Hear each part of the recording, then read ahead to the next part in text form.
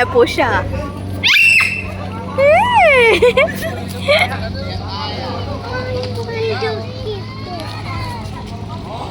হ্যাঁ তাই ভাবি, এরকম ঘুরে ঘুরে বেড়াবে না।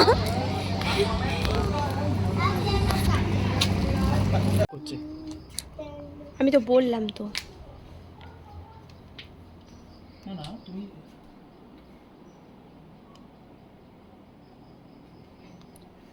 আজকে আমরা রাত এখানে থাকবো, কি দারুণ।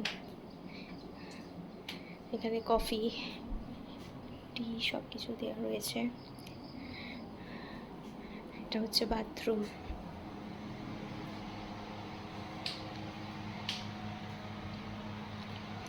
এটা হচ্ছে চান করার জায়গাটা, আলাদা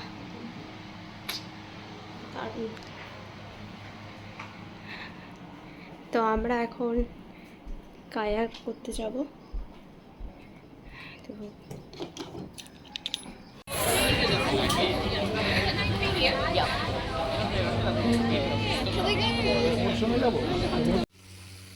কালকে আমরা রাতে কায়াক যখন করতে গেছিলাম তখন ওটা ভিডিও করা হয়নি, কারণ ওই সময় আমাদের ফোন সব কিছু রেখে দিয়ে যেতে হয়েছিল। আর আমরা কায়াক করে যেখানে গেছিলাম যে জায়গাটাতে, সেটা হচ্ছে মানে জলের নিচে এক ধরনের ব্যাকটেরিয়া থাকে, তো সেগুলো জলটাকে নাড়ালে আলো আলো মতো জলের ওপরে হয়ে যাচ্ছে, মানে জোনাকি পোকার যেরকম আলো হয় সেই রকম টাইপের। ভীষণ সুন্দর, মানে কোনো দিন দেখিনি, এটা ফার্স্ট টাইম এরকম দেখলাম জলের তলায় এরকম আলো, মানে পোকার মানে এরকম আলো হয়। খুব সুন্দর লাগলো দেখতে। তো আর এখন আমরা যাচ্ছি হং আইল্যান্ডে। তো এখানে আমাদের মানে দেখতেই পাচ্ছ ভীষণ সুন্দর বোটটা ছিল। আর এখানে আমাদের খাবার দাবার লাঞ্চ টাঞ্চেরও ব্যবস্থা করে দিয়েছে ওরা।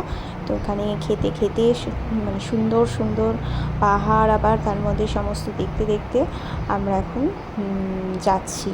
আর ভীষণ সুন্দর লাগছে, চারদিকটা পাহাড়ে ঘেরা আর সাথে সমুদ্র, খুবই সুন্দর জায়গাটা। তো সবাইকেই বলবো একবার হলেও এখানে কিন্তু তোমরা এসো।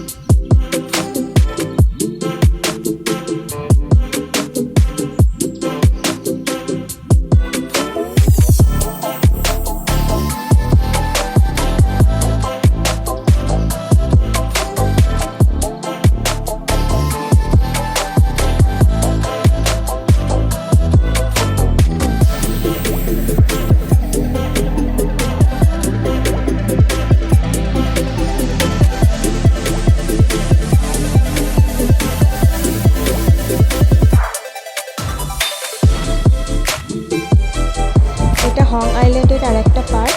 তো এখানে আমরা এখন এসেছি, আর এরা দুজন দেখো এখানে খেলতে স্টার্ট করে দিয়েছে। তো আমরা এখন এখানে কিছুটা টাইম কাটাবো।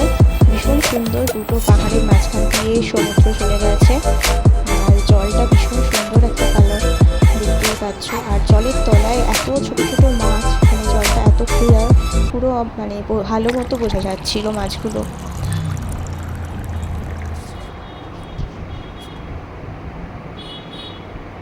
আমরা ওখান থেকে ফিরে এসে আবার বোটে এলাম। তো বোটে এসেই আমরা দেখি আমাদের জন্য এরকমভাবে খাবার রেডি করে রেখেছে, পাইনাপেল, কোকোনাট ওয়াটার।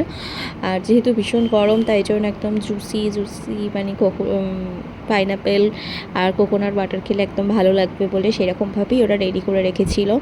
ভীষণ সুন্দর এক্সপিরিয়েন্স, মানে এরকম এক্সপিরিয়েন্স মানে সবারই একবার করে করা উচিত। মানে সেই মনে হচ্ছে আগেকার দিনে যেরকম নৌকা বিহারে সবাই যেত, এরকম রাজকীয় একদম ব্যাপার স্যাপার সব কিছু থাকতো। তো সেই রকমই একটা ফিল হচ্ছে। তো সবারই এখানে একবার করে আসা উচিত, খুব ভালো লাগছে আমাদের।